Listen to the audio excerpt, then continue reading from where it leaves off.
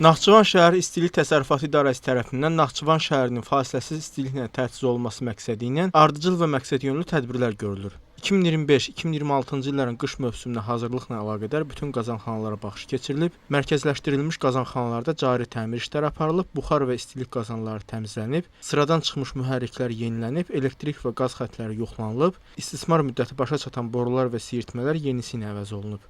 İstilik şəbəkələrinin, ictimai yaşayış binalarının aşağı paylama və daxili istilik sisteminin yenidən qurulması ilə əlaqədar kompleks tədbirlər həyata keçirilib. Qazanxanalarda və xətt təsərrüfatlarında baş verə biləcək hər hansı qəzanın vaxtında aradan qaldırılması üçün briqadaların 24 saat fəaliyyət göstərməsinə, inzibati və ictimai yaşayış binalarının istiliklə etibarlı təmin olunmasına hərtərəfli şərait yaradılıb. Hazırda Naxçıvan şəhərində 5 mərkəzləşdirilmiş 39 fərdi qazanxana vasitəsilə 172 yaşayış binası, eləcə də 7300-ə yaxın mənzil və 400-ə yaxın obyekt fasiləsiz olaraq istiliklə təmin edilir.